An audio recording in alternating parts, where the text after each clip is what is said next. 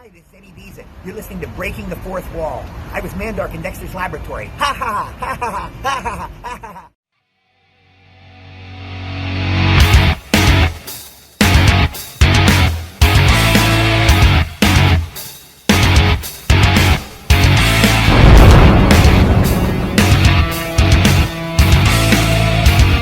You are listening to Breaking the Fourth Wall on Realm of the Mist Entertainment.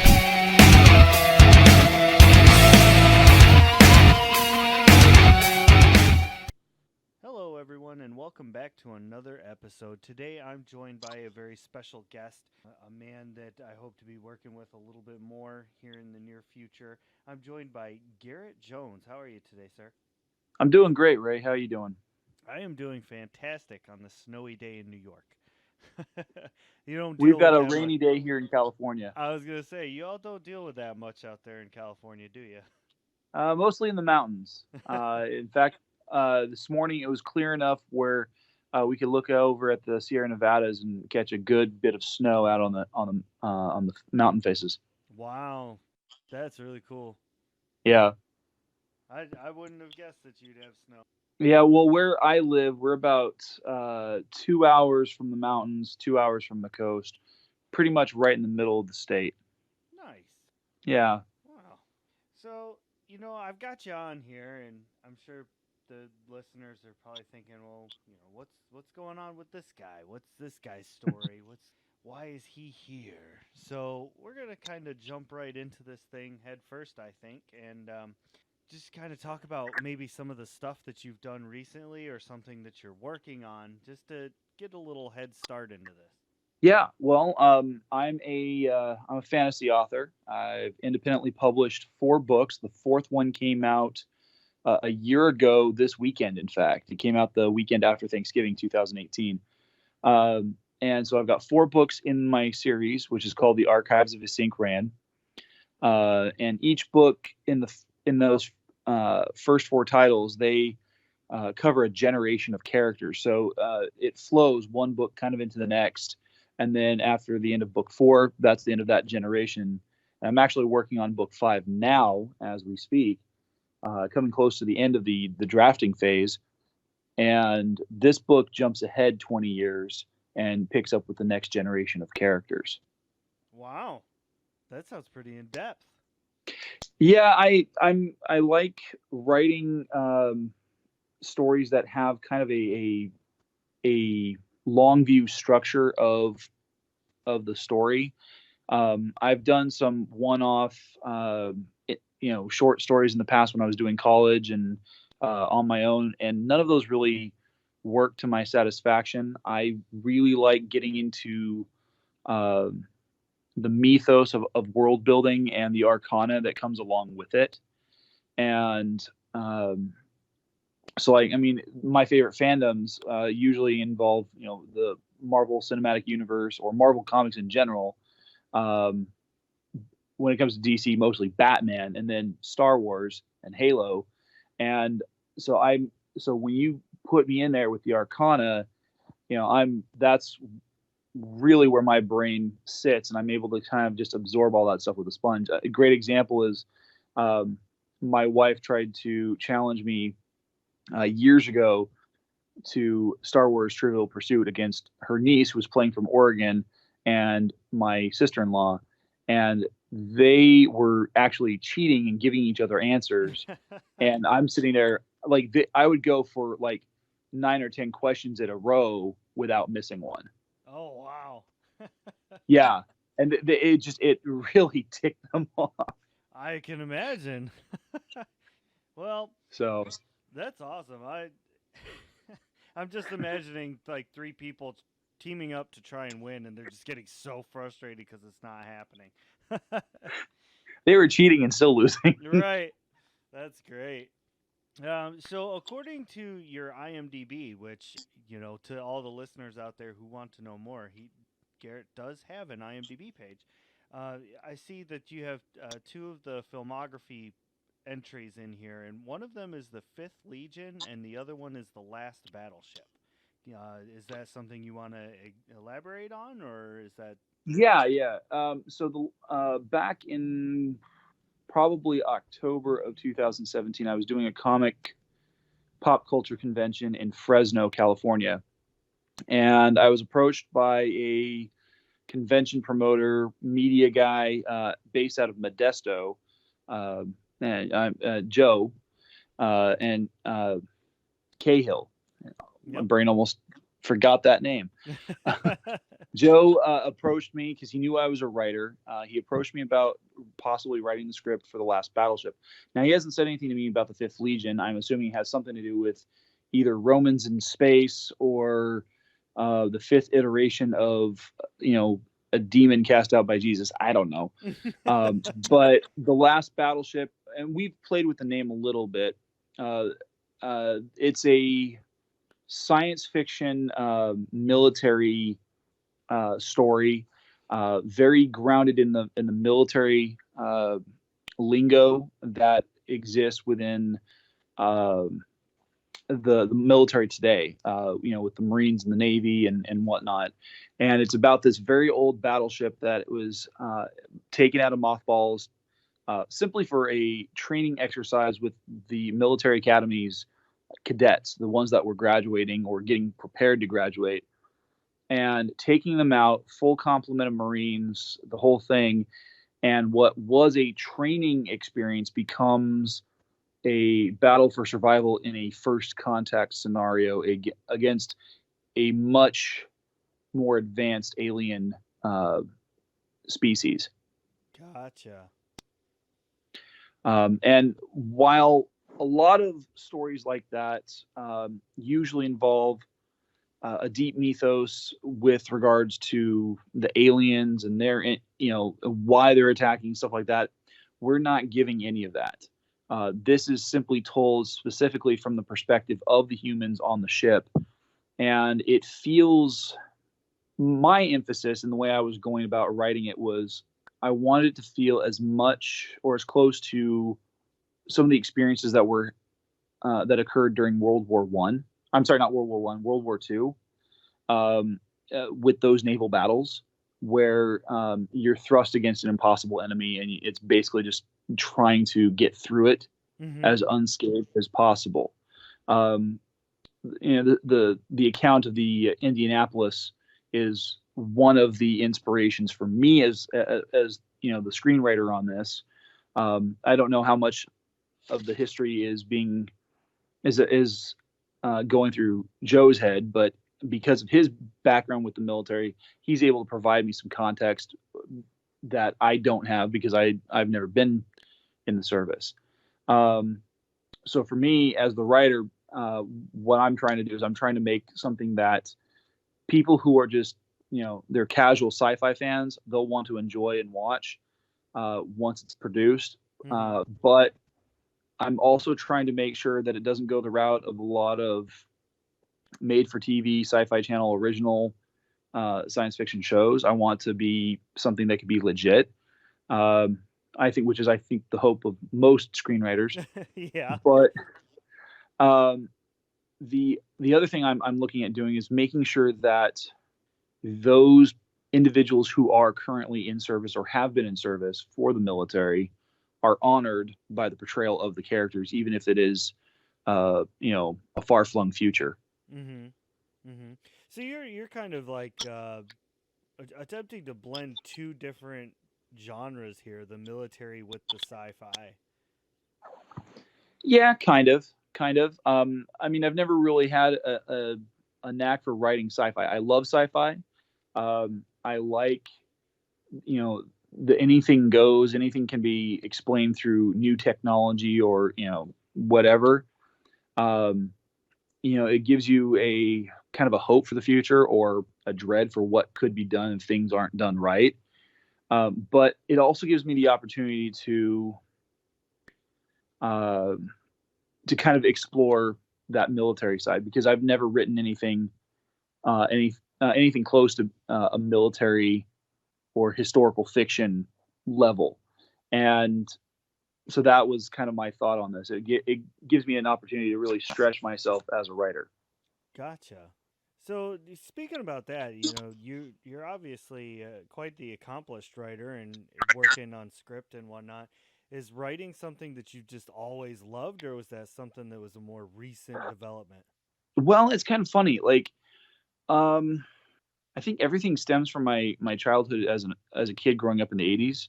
I was born in 82, so a lot of the toys I played with were some of the early Star Wars action figures that came out, especially like after Return of the Jedi, Okay, because yeah. I could get them for like $1 or $2 at Thrifty, when Thrifty was still a store before they got bought out by Rite Aid and only became an ice cream brand. Um, but the like I would take the action figures that I had, whatever franchise it was, and I'd kind of mix them and use them as I needed to. Um, Mainly because I didn't have a whole lot in a particular collection. The toys that I had the most of were from the Kenner Mask Mobile Armored Strike Command series of figurines and play sets.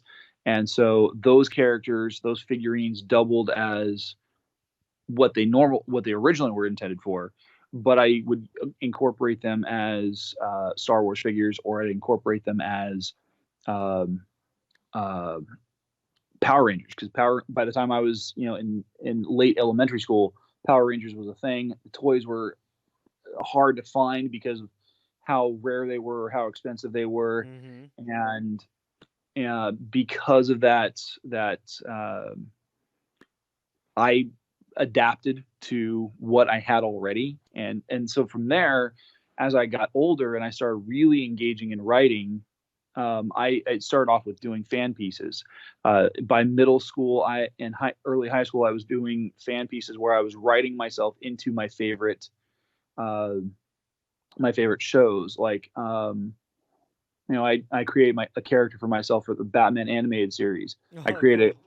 I created characters for myself for Power Rangers and other things that I enjoyed, and and it got to the point where the creating fan fiction pieces wasn't enough for me. So the call it a passion, call it an addiction. I don't know what you want to call it, but eventually got to the point where comic book characters I had been designing from 8th grade through most of high school, I had collected all these drawings, all these backstories. And when I realized that I didn't have the artistic chops to be an artist for the comic genre, which is what I actually wanted to do, I figured, okay, I want to write, but I need a way of breaking into it. So I took the characters that I had, I readapted them for a medieval style, and reincorporated them into what I'm writing now. Oh, wow. Huh. That's pretty creative. Yeah, and so And it's just kind of how my brain works. well, to put yourself into your own works is, that's pretty creative too. Well, I don't know. I kind of analyzed myself in college, and I kind of came to realize I had kind of a hero complex. I liked superheroes. I wanted to be a hero. Growing up, I always wanted to be Batman. Then a friend of mine's like, "You do realize that if you're going to be Batman, you have to have dead parents." And I'm like, "Oh, that sucks." Um, All right. Well, that's fair. so I'm like, "Well, that doesn't work for me. Who's a superhero that doesn't have dead parents?" Wait, there aren't many. So No. so but I was able to take what I was experiencing and find a way to make it my own and really work with it, and I enjoyed it. It was a lot of fun, because then I because there are some characters that I did base off of myself uh, directly, but then as I began exploring character development, I was able to develop characters who were not anything like me at all, and it made it even more fun and even more of a stretch for my imagination and my ability to create legitimate characters. That's cool. I got to give you props. I don't have the attention span to sit there and write out a novel. So I give you props there. It took a while. I mean, the first iteration on my first book, I wrote that when I was in Japan, uh, 18, 19 years ago, and I hand wrote the whole thing on a series of notebooks, and then after I came back from the States, I tried transposing it, and I came to realize as I was rereading everything that the story I had originally written was kind of crap. um, just to put it bluntly. And so I took everything that I wrote. I took all the major notes, character lists, and descriptions and stuff like that. And but I took the story and I set those notebooks on fire, literally. Started over from scratch, and I really streamlined what I was creating, because the original adaptation had one villain against 9 protagonists, and it just was not good. Okay. So I kept core elements that were later incorporated into different characters. And what I ended up doing is actually spread out characters over the course of this series. In fact, there was a character that I wrote in that initial adaptation or iteration, and she was a very small, very low key character, but it had some gravity for another one of the major characters in the series, and that it was something I had to cut when I went to go rewriting the first book. But I was able to reincorporate it into the one I'm writing now, because I had a much more organic way of bringing it back into the series, as well as making it a larger focal point for a character. Right on. I see. I mean, so it's not like the character was, scrapped or anything. It was just Moved and readapted. One of the things I've had a problem with, and I think a lot of writers struggle with this, is that we tend to write what we know. And when you are, relatively Caucasian, you tend to, you without even meaning to, you have a tendency of writing characters who are very Caucasian. And growing up in California, going through the California State University system, you're kind of forced to become more aware of those limitations, and without purposely being quote unquote woke about it, I've tried to be cognizant of those limitations. And so one of the things I've always struggled with was writing legitimate female characters. So when I was working on my upper division stuff in college at CSU Monterey Bay, one of the first major writing classes I took, I was a women's writing workshop, because I wanted to get into that mindset. I wanted to be able to write real female characters, because I can't personally get into that mindset on my own, because I just don't have those parts. Mm-hmm. So I don't know what it's like. I don't know what those experiences are like. So the best I can do is, interview multiple women and get their perspective on things, how they would react to a certain situation, and then apply that to a character. And I've done that. But it's not to be politically correct or to be balanced in like the equality of character representation. I don't really care about that. For me, it's more of just making sure that the characters are real and that they're people and not caricatures.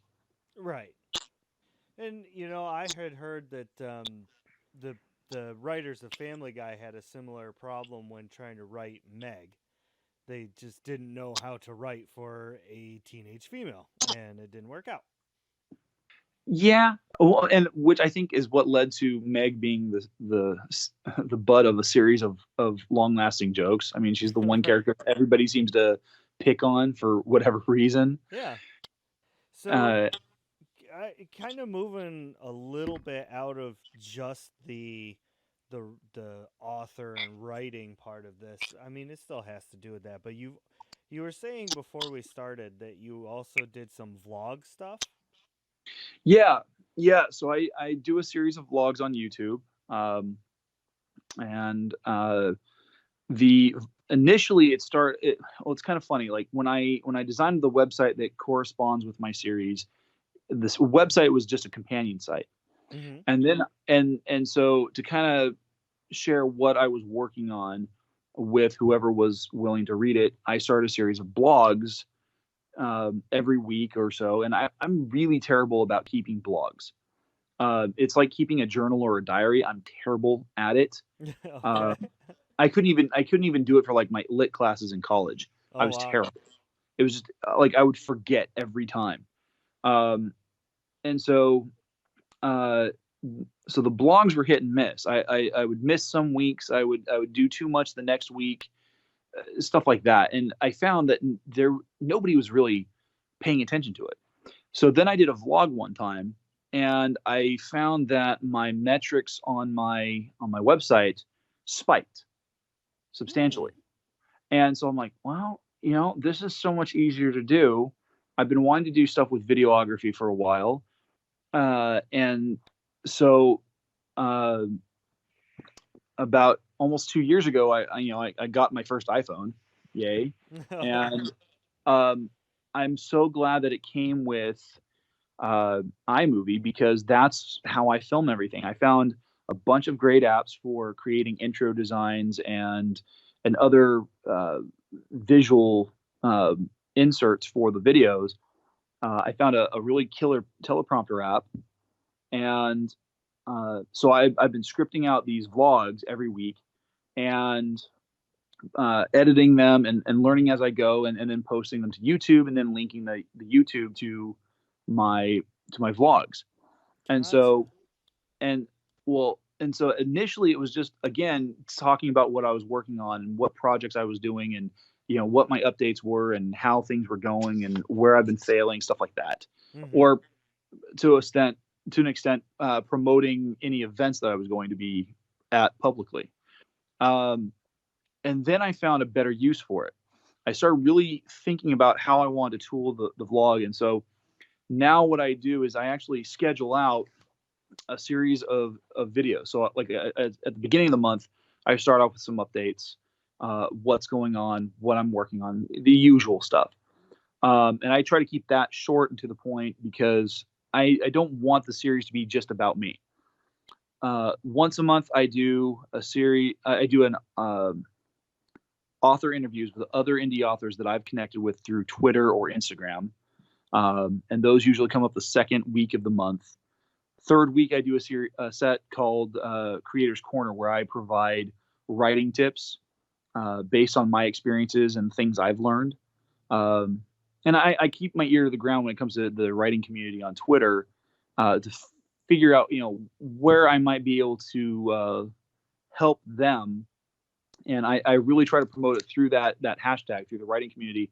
That way, if there's something that they're having difficulty with, whether it's writing dialogue or showing versus telling, or character creation, stuff like that, that's where I will tag it, and I will try to promote those videos so that they have um, a resource to go to for some advice.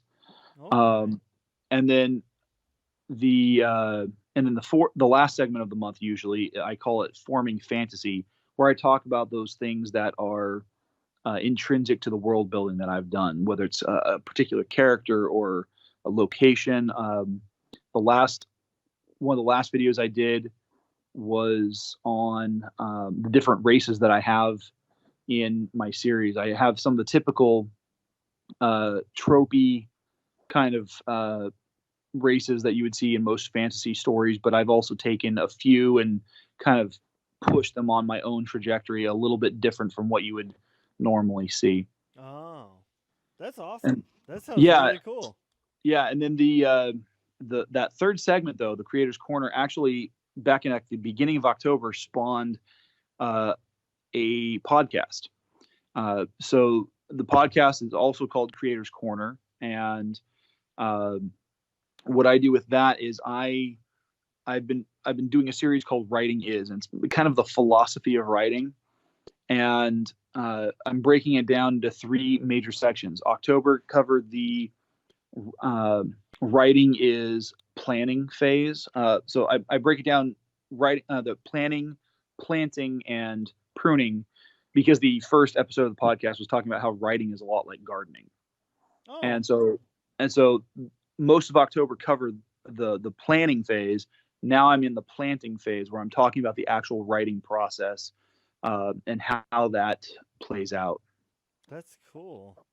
I'm gonna Yep. definitely check that one out. And where can people find that at? Is that on everywhere or just on Anchor? So the podcast is on Anchor, and Anchor automatically goes to Spotify. Or But you can find it on Apple Podcasts, Google Podcasts, Breaker, and there's a bunch that are listed now. I think there's like 9 different platforms. right? Yeah, there's quite a few. Yeah, and it was funny is before I even got the alert that the podcast was now streaming on Apple Podcasts, I actually got that notification like a week after it actually started showing up on Apple. So I'm like, way to be right on it, Anchor. Good Yeah, job. surprise. But yeah, and so my goal isn't so much to just promote myself, like especially with the podcast. The podcast is more to be supportive and to encourage writers who are needing that. And so I keep the episodes about 30 to 40 minutes at length tops. And one of the major podcasts that I want to deal with, and I do make sure that the monthly segments of the vlog correspond with the podcast, is I did one last month in November on the imposter syndrome, and how to battle against it and not give into those feelings of failure and feeling like a fraud. Wow. See, I think that it's stuff like that people really do need to hear. That's very inspirational, and that's a very noble undertaking that you've decided to do. So I give you props and kudos on that. Thank you. Yeah. So as we round the corner to the end of the show here, I would just like to take these last few minutes to have you say, if you want to, you don't have to, where people can, I mean, we kind of talked about where to go for the podcast and YouTube for your vlog, but is there anywhere else that people can follow your stuff? Like, do you have any particular pages on Facebook or Instagram that you want to put the name out there? Yeah. So as far as social media goes, Instagram and Twitter are going to be the same. It's GKJ_publishing. And you can find me on both platforms using that handle. And then as far as my website is archivesofthe5kingdoms.com. 5 is spelled out, so it's all one word, no numbers. Mm-hmm. Archivesofthe5kingdoms.com. Where you can actually find my podcast there. You can find the vlogs there, as well as YouTube or some of the other podcast platforms. Oh, okay. And then the site actually works as a companion site for the books. So if people do buy the books, which are all available on Amazon, you can do a search for Garrett K. Jones, 2 R's, 2 T's. The books, the website has an archive section which has character profiles, the location descriptions, a history timeline, maps for following the stories, as well as pronunciation guides for each book that go chapter by chapter and are in alphabetical order. Nice. That's the way to do it right there, because I can't tell you how many times I've read a story. I'm like, I don't know how to pronounce that, so I'm just going to go with what it sounds right to me. And it ends up being the complete opposite. Yeah. Well, I got really annoyed as a reader. When I read through Christopher Paolini's Inheritance Cycle, the Aragon series, Mm-hmm. I got really annoyed jumping back and forth because the map was on the front cover or on the front insert, and then the pronunciation guide was all the way at the back of the book, and I'm having to flip back and forth to make sure I'm understanding and defining things correctly, and I would lose my place, and that just annoys me. So I figured creating that content for free digitally and having it available like that would make it so much easier, because then you've got people who might be reading on a Kindle, but then they can go into their browser and they can pull up that site and they can look at it and be like, okay, and then hop back to the last app they were in, Kindle or whatever. Mm-hmm. Or if they're listening to it, I don't have an audiobook yet, that's in the process. But if they were, they'd be able to pull it up while listening to the audiobook. Or if they've actually got the paperback copy, again, It's there. It's digital. They don't have to lose their place because they had to go to the back of the book. Gotcha. Dang, you thought it all out, didn't you? I try to be as forward thinking on that as possible. I really wanted to make it as multimedia as possible without going overboard. Gotcha. Well, I just want to say real quick before we wrap things up, thank you so much for coming on the show. You've been a great guest. You're very enthusiastic, very likable. Your stuff sounds great. I'm going to definitely go check all that out, and I encourage the listeners to as well. Awesome. I'd like to be able to cross promote this interview as well on my podcast and my vlog. Where can I find this podcast, and so that I can promote it properly? So, for myself, you can find the Leo Effects on Anchor, Spotify, all that good stuff. It goes out to all those. I primarily use Anchor, but it does all the dirty work for me. Yep. But then you can also do the same thing with another show called Breaking the Fourth Wall. And that one goes out to a whole bunch of places. You can find that one. You can find both on Facebook. You just put that in the search, the Leo Effects or Breaking the Fourth Wall, and it'll take you to the interviews. And Breaking the Fourth Wall actually will connect you to a whole bunch of our other stuff that we do as far as tabletop gaming and things like that. Rock on.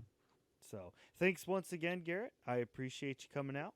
And thanks to all the listeners for checking this out and sticking with us. And I hope you learned something, enjoyed something, and you go check everything out. We will see you all next time.